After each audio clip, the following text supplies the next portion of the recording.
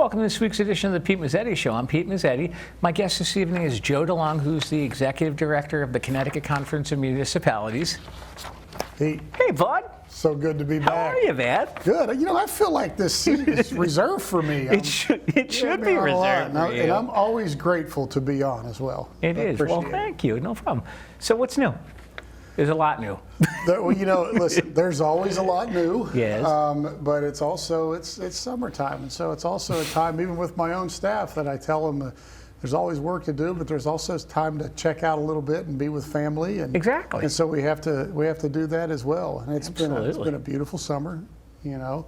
I hope folks that are out there listening have had a great summer. Absolutely. I've had a wonderful summer. I have too. But right around the corner is Labor Day. Yep. And then once Labor Day comes, full speed ahead. It is back to work in the municipal world, in the world of politics, and certainly in the world of the Connecticut Conference of Municipalities. That's kind of a mark for us where we take off out of the gates very quickly after September 1st. Absolutely. So Joe, tell us a little bit about what exactly is CCM? Everything. Well, so CCM, as I said, it stands for the acronym stands for the Connecticut Conference of Municipalities. Yes. Which is interesting because a lot of people still to this day will call it the Connecticut Council of Municipalities. They get the conference is a little bit of a unique word. Yeah, right. Name. But what we're an association that represents towns and cities from every corner of Connecticut, all across the state. And when I say everything, really our job, our role, is to be a bipartisan organization that works for collective solutions to service the citizens of the state in the best way possible. And it's so important in a state like Connecticut that doesn't have county government. Right. Because most of the interactions that people have in Connecticut, whether it's through their public education system, whether it's through transportation, whether it's through senior centers or senior services, almost everything in Connecticut is controlled at the local government level. Right. So what we do is we bring all of these folks together. There's this very old saying, Pete, that I know you've heard of before that says there's no Democrat way or Republican way to fill a pothole. Right. We all have to fill a pothole. Exactly. So we set aside kind of the political divides and we work together on common solutions and best practices for our communities. And that goes everywhere from, like joint purchasing. We're able to do large purchasing contracts where a town can buy something that they wouldn't be able to get at that same price if they had to go it alone. Sure. Sharing of services across communities is big.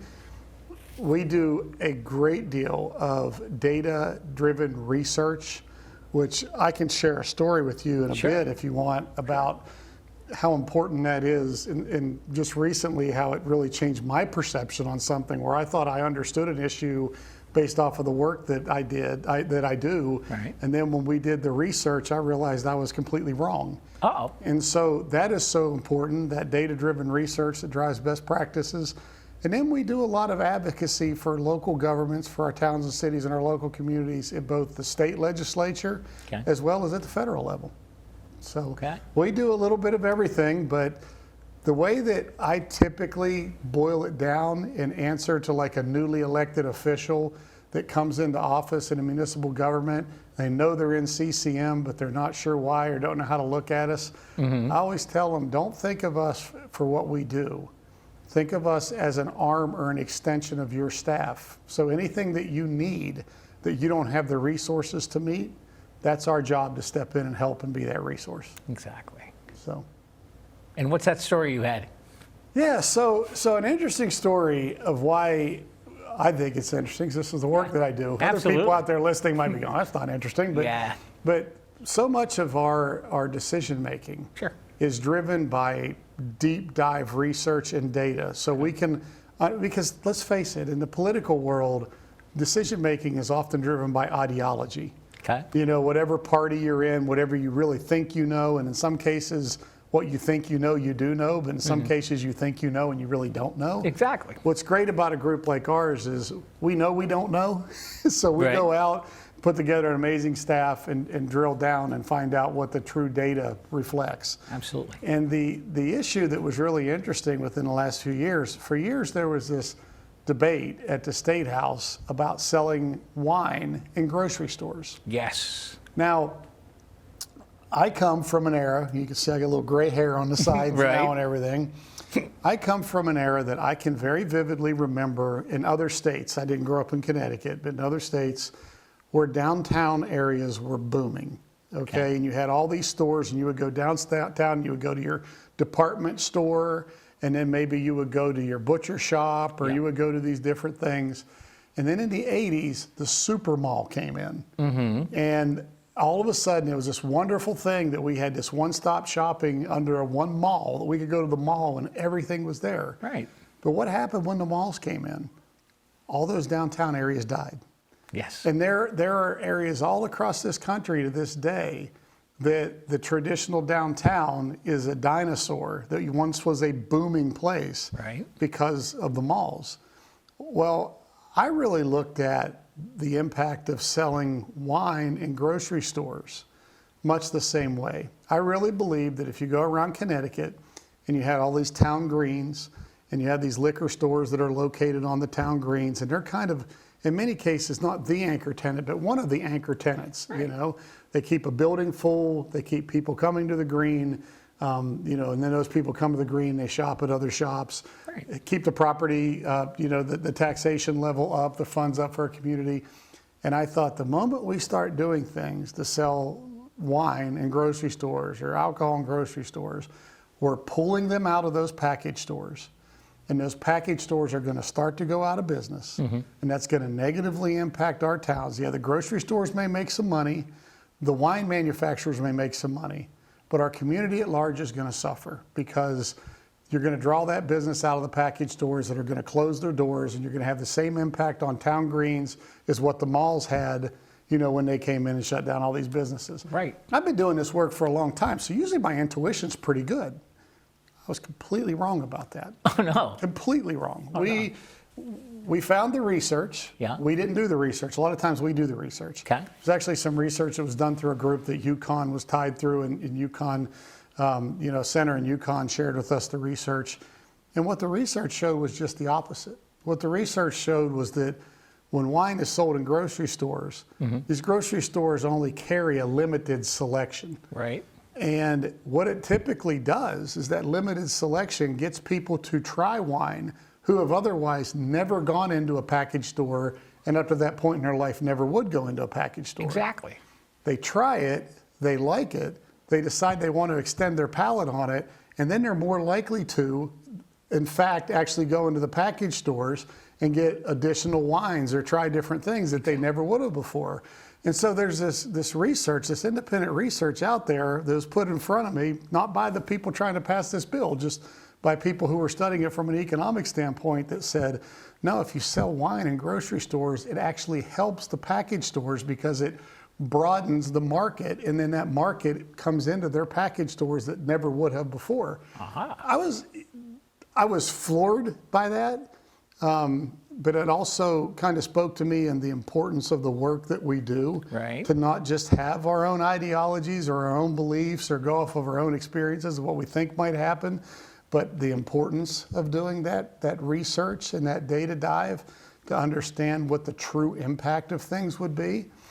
And so many times we see that in politics where there are experts, listen, experts from all over the country. There's been I don't know how many, but at least 4 or 5 that I can think of off the top of my head, of separate tax studies that have been done by tax experts from across the country on Connecticut. Okay. And almost all of them have come to the same conclusions, that there's an over-reliance on the property tax, that Connecticut needs to change its tax code, it needs to broaden its tax code, reduce the reliance on property taxes. But what happens inevitably with every one of those reports, when the solutions are presented to the General Assembly, it's not about the data, the ideologies come into play. No. And so nothing gets done. Right. You know, and so I think that really kind of speaks to the work that we do, that we constantly try to be that group that, I don't want to even say represents both sides, Right. but we don't represent any side, we represent the facts. Exactly. We represent the data mining. we represent the real experiences on the street and how, so instead of just looking at something, well, it sounds good, we try to do that additional dive to say, here's what the real impact will be based off of the information that's available out there. And that's proven to be very valuable to our membership. So what happened to the wine bill in the legislature? You know, I knew, it's funny. As soon as I started telling that story, I knew you were going to ask me that question. Of course I am. And I have to embarrassingly admit, I don't remember. All right. I don't remember if it passed or not. I think it may have. I believe it passed. I believe that, but the moment I say that, I'm going to get a phone call from somebody yelling at me saying, I can't, but I'm pretty sure I'm not much of a wine drinker myself, me either. so I don't shop for wine in grocery stores, but I'm pretty sure that it did pass, and I think you can. I know that Dan Malloy, when he was governor, he tried to get it done for years and wasn't able to get it done. Oh, really? There was heavy pushback, but I'm by the liquor store lobby. Yeah. And I think maybe what happened is, and I can't swear to this because I wasn't that intimately involved in it, but I think what may have ended up happening was they may have seen some of that same data too and said, wait a minute, we might be fighting against something that actually helps us, and we didn't even realize it. Exactly. So how did legislative session go this year? I think for towns and cities, I came here in 2015. Yep. I think this is the best legislative session that we've had since I've been here for local communities. There was a lot done for public education. There was a lot done to try to help communities, at least, if not reduce property taxes, at least hold off or offset, other increases. And more importantly, there was really nothing bad that was done. There was really nothing done that really hurt local property taxpayers or our local towns. And that's unusual. And we were able to come to compromise on some important pieces of legislation. Things like if you go back through your archives, I bet you 4 or 5 years ago I was on this show and we were talking about this when it was a battle.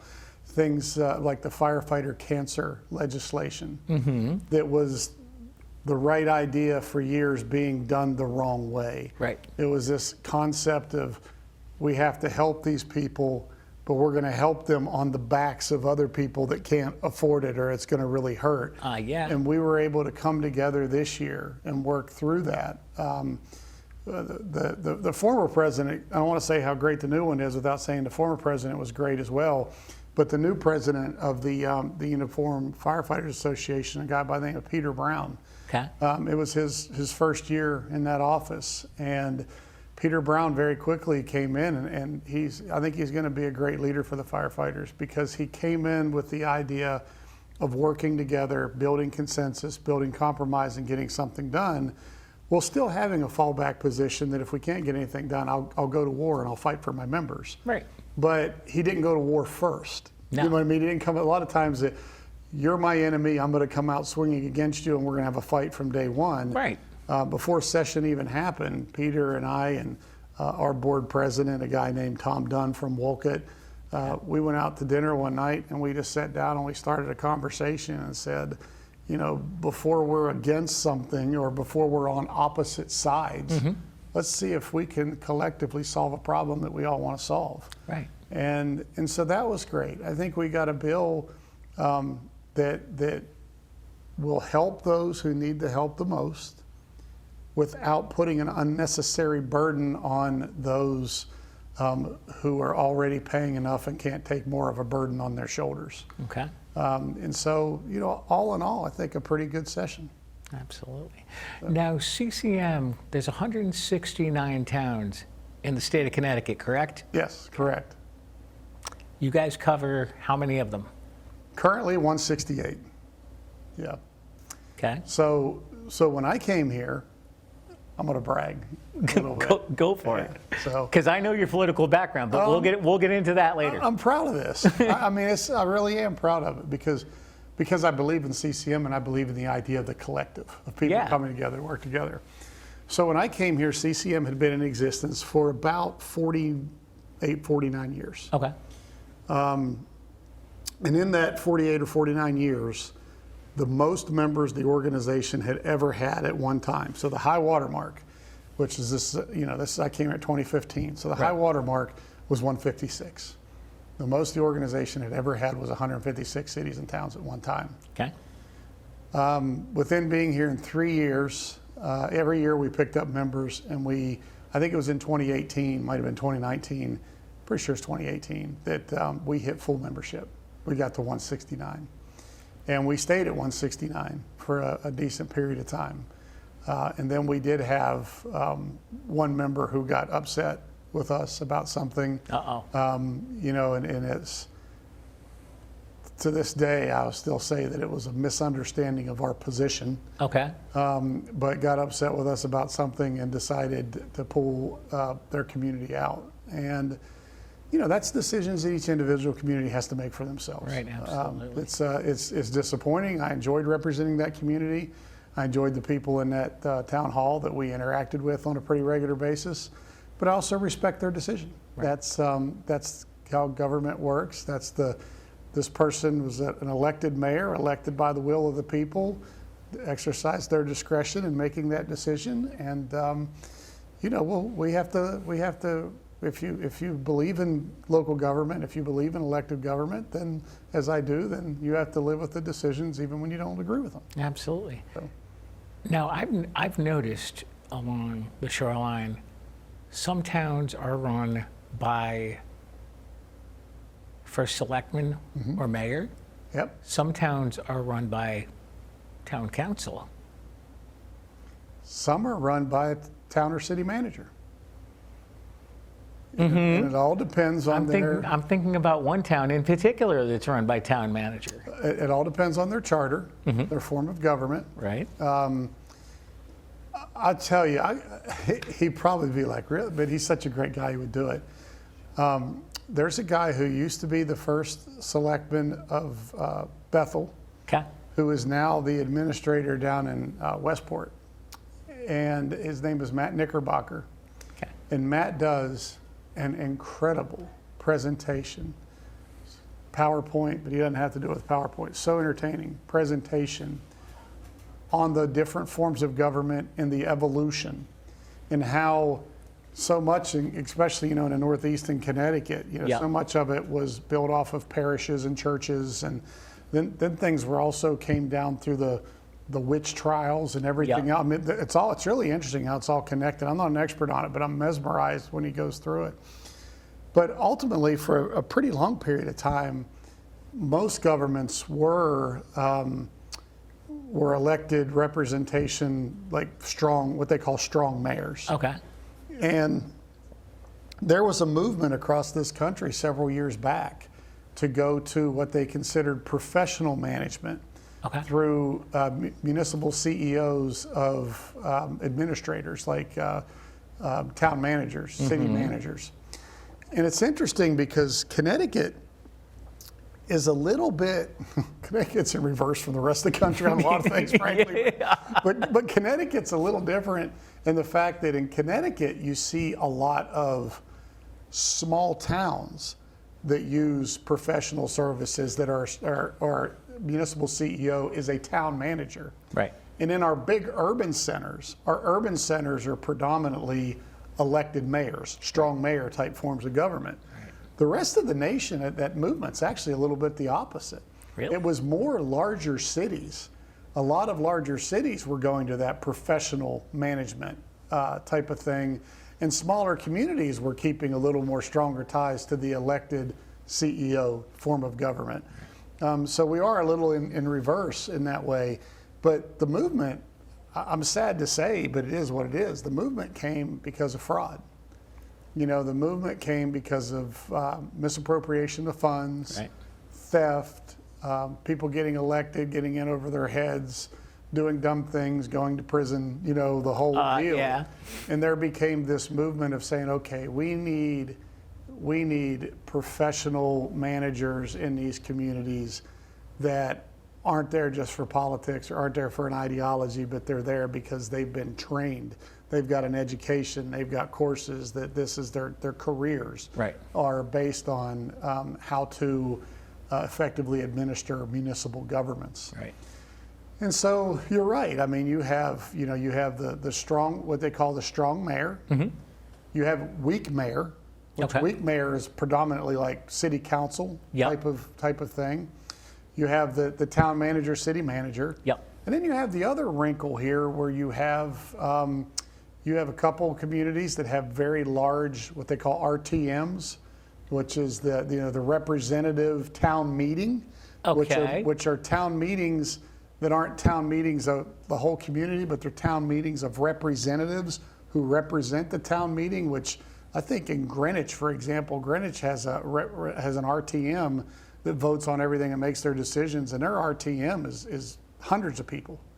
Really? And then you have some small communities that do that representative form of government where everything either has to go to a ballot referendum, Right. or it has to go to a public meeting. Yes. You know, they pass their budgets at a public meeting where everybody comes out like they used to out on the steps of the old church. You know what I mean? And they put it out there to the community type of thing. So we're really unique. Every city and town's different. And I'll tell you what else is unique. If someone's out there listening and they're born and raised in Connecticut, they just think this is the most normal thing in the world. When I was recruited to come here, and I came to my first meeting, and they were talking about first selectmen and boards of selectmen, I said, what is a selectman? That is very, very unique Yes. to hear as well. You have, most places, you have mayors and councils. Yes. In Connecticut, selectmen, board of selectmen is basically a mayor and a council. It's just titled that way if it's for a smaller town as opposed to a larger town. But that is a term. That terminology of selectmen, you know, if you go anywhere in the country and you say, "Hi, I'm Pete Mezzetti," and they say, "Oh, well, you know what? I was the mayor of Portland, Connecticut." They say, "Oh, okay, cool. You're the mayor of Portland, Connecticut. Tell us about Portland. That's neat." Or how big is it? Or what do you do? And you go to anywhere else in the country other here and you say, "I'm Pete Mezzetti and I'm the former first selectman of Portland, Connecticut." They'll look at you. The what? What is a first selectman? You know, so that's different here too. Absolutely. I could think of a particular first selectman that you and I both know in and around this area. We know quite a few of them. Well, I'm thinking obviously. about one. One that's sat here with me on your show before. Yeah, good friend. Listen, A dear friend of both of ours. I don't have to come on your show and say anything nice about Carl Fortuna. Nothing. All I have to do is say most of the time when Carl Fortuna runs for re-election, he runs unopposed. Yes. That's all you need to know about him. Right. You know, we have 2 or 3 members Okay. that consistently run unopposed, and they're not in the teeny tiniest little communities where there's no pay and nobody wants the job and nobody, you know, they just get who they can. Right. They're people in areas like in Old Saybrook. Another one that comes to mind is North Haven and Mike Frieda. Like Frida, absolutely. These are people that you go around the community, and overwhelmingly, I don't care if he's a Democrat, I don't care if he's a Republican, an independent, libertarian, vegetarian, whatever Right. the case may be, Yeah, right. they just love him because, you know, and that's why they have no opposition, because the people in the community, they've already determined Right. what type of representation that person gives them. So I don't have to come on and say, Carl Fortuna is a great guy, or Carl Fortuna does a good job, or Right. Carl Fortuna is exceptionally bright. All I have to say is Carl Fortuna most of the time runs unopposed. Absolutely. And that will tell you, that checks all those other boxes without me validating them. Exactly. So Now, what's Luke Bronin like? Never So- met him. I've seen him on TV. So that's, first of all, Luke Bronin is a Rhodes Scholar. Isn't he president of CCM? He was. He's past president now. Who's president now? Tom Dunn. Okay. Mayor of Wolcott. Okay. Luke's past president. Luke's not running for re-election to That's the mayor right. of Hartford. That's right. But, you know, this is no reflection on people, whether I love them or hate them or anything else. There are only a very small handful of people. I could name them. Some of them you wouldn't know them. People wouldn't know them. Some of them from other states. Right. But a very small handful of people that I could name that their intellect was just broader than most anybody that you'll ever come into contact with. Just Right. people who are exceptionally, exceptionally bright. And, you know, Luke is one of those people. Is he? I'll tell you who else is one of those people, and I'll say it because the person who left office is very unpopular. Dan Beloy was one of those people. Dan Beloy is one of the smartest people I ever met in my life. A lot of people didn't agree with him about things, but you know, there are people who go into a room who try to figure out who's the smartest person in the room. Anybody who ever went in a room with Dan Beloy already knew, whether I agree or disagree with him, he's the smartest person in the room. Very bright. He's it. But Luke, highly intelligent. You know, it's funny because Luke is a lawyer. There's this saying, like in a courtroom, when you're in a courtroom, about a good lawyer never asks a question that he doesn't already know the answer to. Right. I found working for Luke to be much like that. A lot of times Luke would call me up and ask a question. I'd think, uh-oh, I better be right, because Luke already knows the right answer. Exactly. You know, but he might be trying to validate it or check or see where the organization is. But there's very few things that he's coming to me and asking me about that he doesn't already know, because his intellect is so broad. He's so smart, so well versed on things. His wife Sarah, an appointee of the Biden administration. You know, so she, and you know, they're just Luke and Sarah, and they're both pretty young, obviously. Yes. Luke and Sarah, with being the Rhodes Scholars, having the incredible intellect, having connections. And when I say connections, Luke Ronan ran for the mayor of Hartford the first time he ever ran for office. And within like a matter of a couple months, had raised like, I don't know, $1.5 million or something. Oh, wow. You don't do that unless you have significant connections. Yeah, you know? right. From down, you know, he's originally from down, I think, in the Greenwich area and all that. Okay. And so obviously had the connections, had the ties, but chose a path, at least a path to this point in their careers, in public service. They didn't have to do that. Right. You know what I mean? Luke, he was an appointee before he came back and worked as lead counsel for Dan Malloy. He was an appointee of, I think, the Obama administration, but he definitely was an appointee in D.C. Wow. Did work there. Just a real, and I will tell you this. I'll share a personal note. Without going into detail, it's not that I don't want to go into great detail. It's just not why we're here. But my wife, when Luke was president, my wife came down with with breast cancer in a very advanced stage. It was very surprising. She was in her mid-30s, and you know, so it was not foreseen in any way, and so she wasn't having screenings or anything. And when they found it, it was very, very advanced, a very serious situation. And I wasn't ready to announce it to the world, and she wasn't either. But I knew that, you know, our lives were going to be different for a while. Right. And Luke was the president of CCM. He was one of only a few people who's been president for 2 terms. Okay. You know, that tells you something about how his peers felt about him. Exactly. And I went to Luke privately, and I said, you know, I just need to make you aware of this, because I might. And Luke was so just quick and meaningful in the whole, whatever you need. Right. You know, whatever you need. You need to go, you go be with your family, you take care of your family. You need me to step in and do something at some point, like, don't hesitate. Just whatever you need, I'm there. I'm there to support you. I'm there to back you. I'm there to give it to you. And then, you know, good people will do that. Right. You know, but, you know, busy urban mayor. He's got a million things going on. Yeah. Would regularly call and check on me. He'd just call, like, you know, at these random times and just say, hey, not trying to pry, but how's your wife doing? Do you need anything? That, you know, I don't care what political affiliation you're from or what you agree or disagree with or anything else. That's the kind of person I want in office representing me. Somebody who has that genuine, truly genuine caring and compassion for others. Right. I have seen Luke stand up after like a shooting in Hartford when a child's been killed or something. I've seen him stand up behind the podium and be the leader that he needed to be to keep calm in the community, to keep people from, you know, going out and doing things you see happen in Los Angeles or places like that. I've seen him be that steady voice of leadership that was needed in those times. and then walk away from that podium and privately, sincerely mourn that loss as if it was his own child. Absolutely. You know.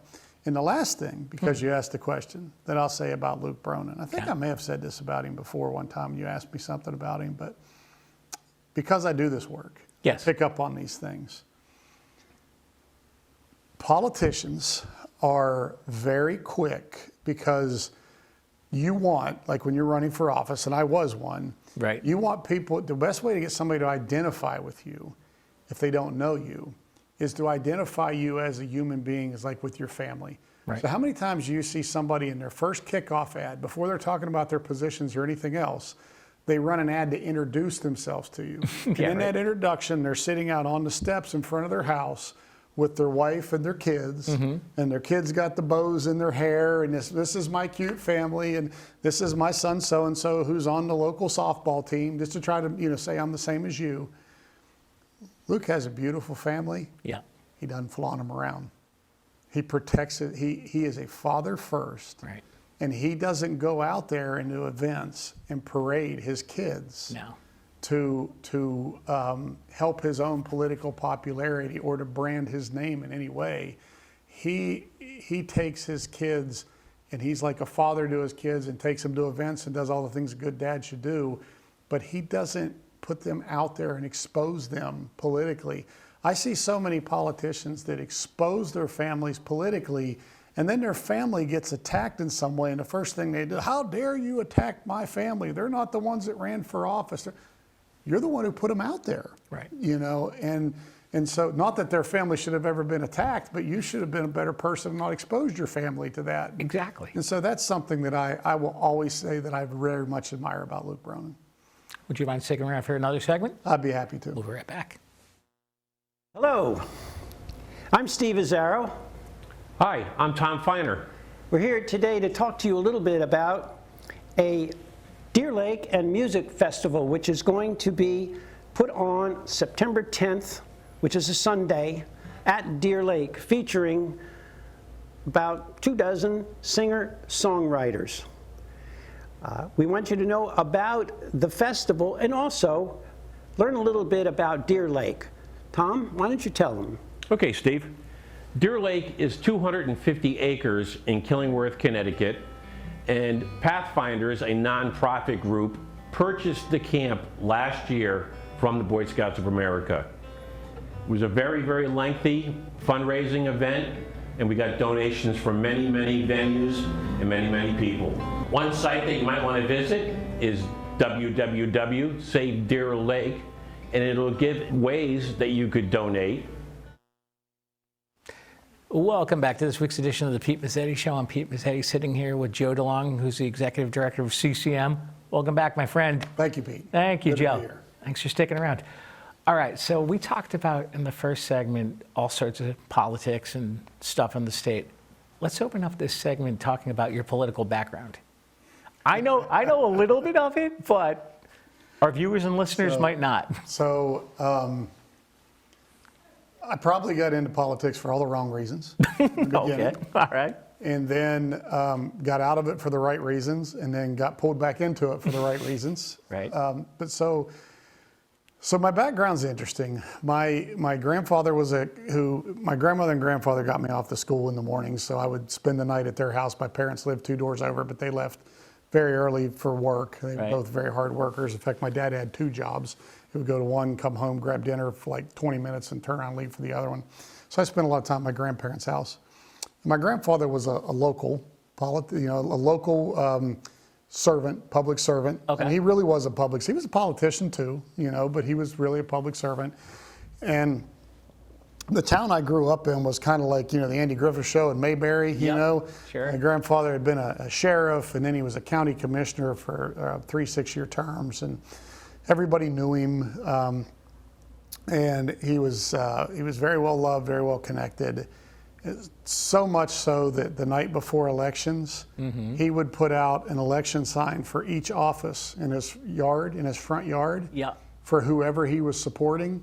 And people would drive past the house the night before the election like it was a parade, all to see who he was supporting, because that's who would win. That's who they'd vote for. There you go. Very, very powerful in that way. And so I would wake up and come downstairs, and it was not uncommon for me to come down when I was just a wee little kid, and there would be a U.S. senator or a congressman or somebody like that sitting in his living room, because they all Right. sort of paid their allegiance to him, at that time. But also, on my way home from school, the county courthouse was right next door to the school. Okay. So I would come home from school, I would go into the county courthouse, and I would visit with my grandfather and see kind of local government in action and the work Right. that he did. I could tell stories forever, but we don't have that kind of time. But what ended up happening was, I went away to college, did my own thing, Yeah. was out in the workforce, was making money.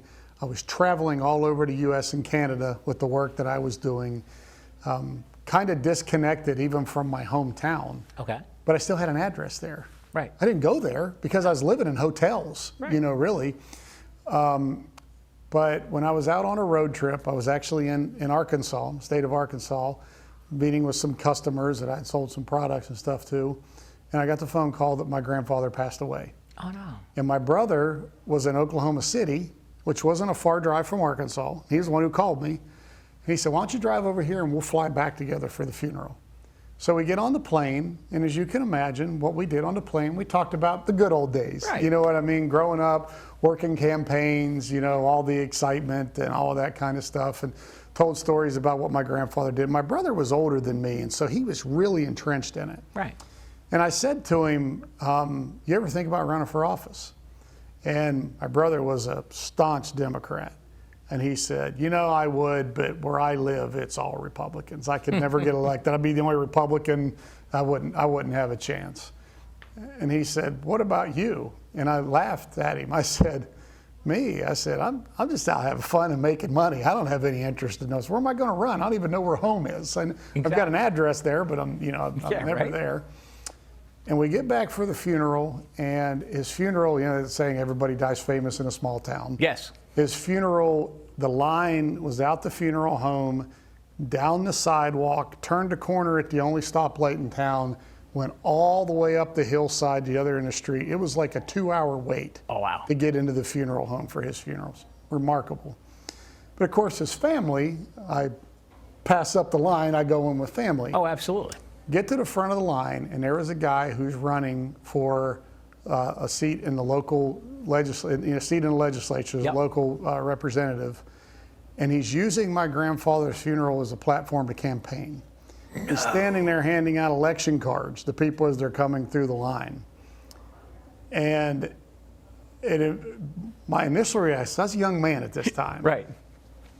Just hadn't been long removed from playing college football. Right. Was big, hot-headed. My initial reaction was to Yeah. do something that would get me in trouble. Yeah. But I wasn't going to embarrass my family or upset my family. No. But out of rage, really, that happened to be the filing period for that office. There were like 2 days left in the filing period. I marched up to the courthouse after the funeral, and I said, I don't care how many people are running, and I don't care if I run dead last. I want to make sure this guy runs last. That's why I filed to run the first time. Pure spite. Pure spite. Really? Wow. And ended up, there were a few people in the race, including an 11-year incumbent. And I remember on election night looking at the results, and I had won pretty handily, and sitting there thinking, what have I done? Because Right. the job that I did, I couldn't do anymore. Right. Even though it was a part-time legislature, I couldn't be all over the U.S. and Canada and everything else and serve my district. So it was an interesting reset. But I went to the legislature, and I very quickly didn't like the way things were done. And most legislatures are this way: is pecking order, and if you're a younger legislator, they would control you with money. Yes. You sit there and you push the button I tell you to vote, you be a good boy, you play on the team like you're supposed to play, and at the end you'll be rewarded, you'll get a little check for your pet projects and Right. all that. I didn't really have any pet projects because I wasn't, whatever. Right. So I decided very quickly, I'm not going to stay in this environment. They're either going to run me out of here or I'm going to run the place. Okay. So within a couple of years, we overthrew the current leadership. And I put together the first meeting we had like 2 people in the room. Within a couple of years, I had the votes to oust that entire leadership and became the leader. in the House of the West Virginia legislature, and was the youngest in the history of the state to ever hold that position. Did it for a few years, and ultimately moved on, went out, got in the private sector, was doing well in the private sector, was enjoying it, wasn't planning to go back into public sector work. And Joe Manchin, who is now a United States Senator, was governor at the time, and he started having frequent conversations with me. I was living in a whole different state. I wasn't even living in West Virginia anymore, about coming back and joining his administration. And that's what got me back into the public sector. I'd never planned to come back. Really? And I came back, and I did a lot of things for Governor Manchin at that time. And I ended up taking over. West Virginia had a consolidated jail system. Most people in a lot of states, you go to jail, it's like a local jail. Right. And their jail system was consolidated and was basically combined with the prisons.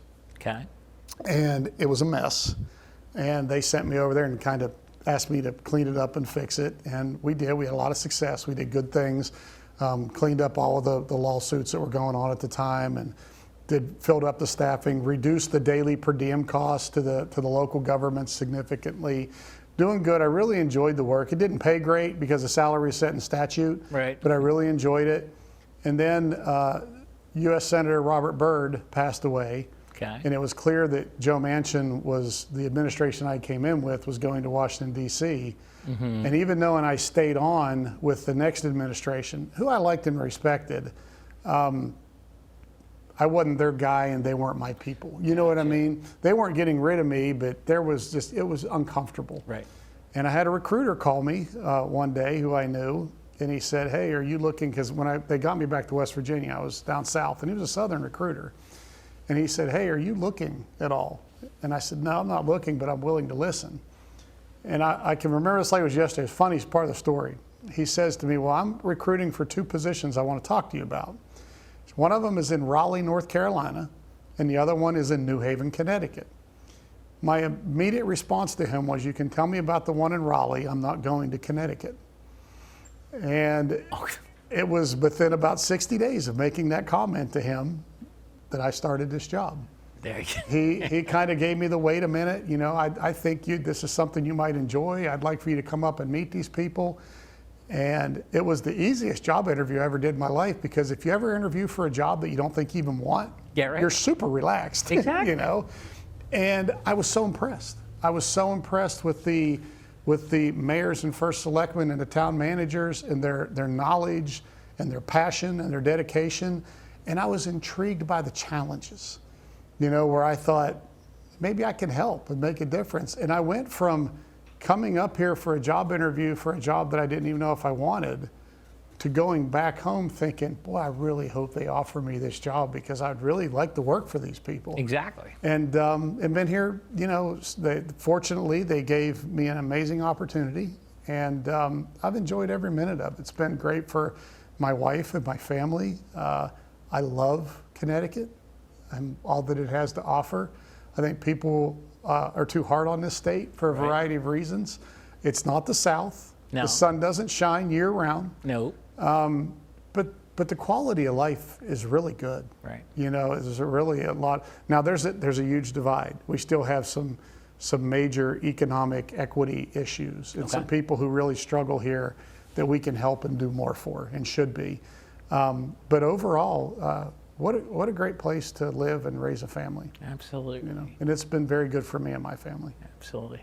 All right, so we're going to talk about affordable housing. Why? No, just kidding. Okay, So, I don't kidding. know. No, I have no idea why. Listen. It's it's probably the biggest hot button issue in Connecticut. All right. And it's a hard issue. Right. And earlier, I know people probably come and listen to some of this and drop on and off, but people have been listening the whole time. Earlier, I talked about the firefighter cancer. Yeah. That was a compromise issue. We all wanted the same solution. We had different ways of getting there, and we had to compromise. Affordable housing is the same way. There's not enough affordable housing. There's not enough housing in Connecticut in particular. And so housing advocates that are out there fighting for legislation to drive the creation of affordable housing are right in their mission of what they're trying to get done. Right. but sometimes their solutions to doing it are misguided. Right. And sometimes the local resistance from zoning boards, people I represent, Right. are misguided. Yeah. We have to get these folks together and understand that, again, if we can have a common goal, which I think we can, I don't really believe that there's any communities that their goal is to actually exclude people or keep people out. I don't believe any community believes that's their goal. Right. So if we have a common goal to create better opportunity, more affordable housing for people who don't have it, and we can start there, then we can start talking about ways to do it that actually work. Some of the housing advocates, their ways of doing it are to override all local zoning and to just force it to happen. Right. And I understand why they feel that way. I understand there's frustration. But when you take away a local voice, the community's voice at the table of what's right for their community and how to do it, you get a lot of opposition. So, I don't know how much time we have, but I can give you some examples of like legislation this past session. Okay. We had a bill that was introduced by housing advocates called Fair Share. Okay. And the concept behind the Fair Share bill is a decent concept, and that's that every town should have its fair share, should be required to have its fair share of affordable housing. Right. We don't want to have communities that are like the old red line communities that are intentionally exclusionary. Right. And so that all sounds well and good. And so what the Fair Share bill did and what the Fair Share advocates were promoting basically would take local zoning rules and set them aside and say, we don't care how you do it, but Fair Share is going to determine your fair share through a formula, and you're required, as a town, you're required to have that many units that meet your fair share. You figure out how to do it, we don't care, but you're required to do it. On the surface, okay, doesn't sound horrible. No. Here's the problem. Developers do developments to make money. Right. So if they look at a community and they say, it's just not in my best interest to develop there, I can make more money developing someplace else, Right. that community is still required as a community, not as a private developer anymore, as a community, to build those houses. The houses that the free market has said, we're not interested in building. So what does that mean? Right. Now if these developments are $50 million worth of development that was going to be handled by the private market because the private market was going to develop them and then make its money and do all that and move on, now the taxpayer has to build it. Right. And that's really scary to me because, we're an overly reliant state on property taxes anyway. Right. So now I'm living in a community that I've raised my kids in. Maybe I'm a senior on my pension or Social Security and that type of thing. I'm trying to stay in my family home. And I've done my part. I've done my fair share. I've voted. I've contributed to my community. I've raised my kids right. I've paid all my property taxes. And I'm just now to the point where I'm just trying to live comfortably in the community where I spent my whole life. And all of a sudden, this piece of legislation swoops in, and I get a bill that says my property taxes are going up 20%. Because I now have to pay for a piece of legislation that requires me not only to pay for my home, but taxes me to build somebody else's home for them. Absolutely. That's problematic. And so it's not that the people proposing this are going after, it's not that the solution they're trying to get to is wrong. Right. It's that the approach to getting to that solution has significant consequences. Right. And so that's what we're trying to do as we work with the housing advocates, the proponents, the opponents, the zoning boards, is trying to keep everybody saying, all right, we may all have a different view of how to get to the finish line. Yes. But if we can all agree on what the finish line is, Right. we can find a way to get there together. Absolutely. So that's the housing issue in a nutshell. There we go.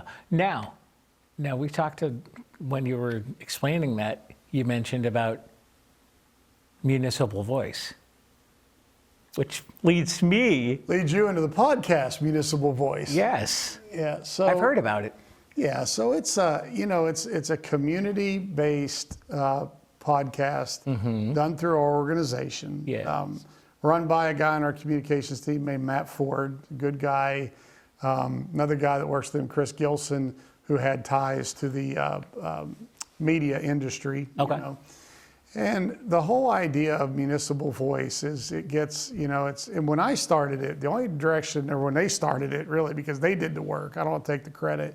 When they started it, the only requirement that I gave them, or the only direction that I gave them, is I said, I don't want it to be all government, all elected officials all the time. Right. Yes, the governor, yes, the secretary of state, yes, our congressmen and senators, yes, our housing commissioners, yes, our mayors and first selectmen, they're all a massive part of a municipal voice. Right. But mixed in with that, we had a few years ago, we had a town in Connecticut where the town went to the Little League World Series. I'm like, That's right. I want to tell their story. Yeah. I want to tell the story of work that maybe like a local Boy Scout troop is doing. Right. I want to tell these other stories that are the fabric of our communities as well, that make Connecticut such a great place to live and work. Now, because of the work we do and the connections we have, there tends to be this tendency to have more guests on the side of that political spectrum than what I really would like. But we're still getting some of those guests. We're Right. still pushing that envelope. We're still trying to get those people penciled in. And the whole idea of the municipal voice is to do just that, is to tell stories that impact local. And that's, And where is it heard? Well, it's aired on a New Haven radio station, live on that radio station, replayed. But then it's also through all the other places you get your Right. podcasts. So it's on Spotify and TuneIn. Apple Podcast and whatever, Yeah. whatever all of them are. Yes. And it gets a pretty decent listenership. It is. It has good. We have some very loyal listeners, loyal viewers to I it. listen. People who subscribe to it. Yeah. So yeah, I think it's for the most part it's worked out pretty well. It just hasn't completely evolved into what I envision it being, because I want to see it be a little less on the political government side and be a little more on the fabric of a community and tell cool stories of things, because there's so many of them. Absolutely. I do think we might be having a person coming on to talk about all the fairs and festivals in the state coming up. That's awesome. You know what I mean? Because there's such great stories to tell. It's fair and festival season It is fair coming festival up. season. And people want to know about that. They want to be a part of it. And so, and you can, because we have so many small towns, there's Right. so many of them. So like, where I grew up in Guilford, I was close to the line in Durham. One weekend I'm at the Guilford Fair, the next weekend I'm at the Durham Fair. Absolutely. And it's awesome. I look forward to it every year. You're right there. So we want to tell those stories too, and let people know like really what's out there.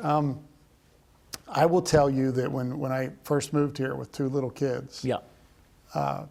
we had started off with them before I went back to West Virginia, before they pulled me back and our kids were born. We were down in Myrtle Beach. Myrtle Beach is a vacation town. Yes. Okay. Great vacation town. You get outside of the tourist vacation stuff, there's nothing to do. Everything is the tourist vacation type of Yep. thing, nothing to do. So when we came to Connecticut, my wife discovered this website called Mommy Poppins.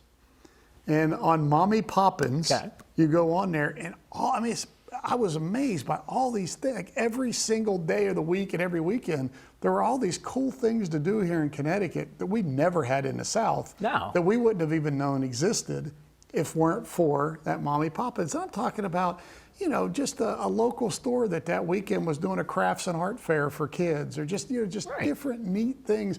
You never had to sit around the house and say, I'm bored. What am I do gonna I do? do? What am I doing? Or it's a rainy day, we're stuck inside. Because we could go on Mommy Poppins and there was always something at a library, or there was always something a local business was holding this little event for kids, or things like that. Very unique to Connecticut. Absolutely. And really, really special. Joe DeLong from CCM. We're out of time. Yeah, man. We'll see you soon. All right. You got it. Thank you. Thanks, bud. On behalf of Joe DeLong, I'm Pete Mezzetti. Thanks again. We'll see you next week.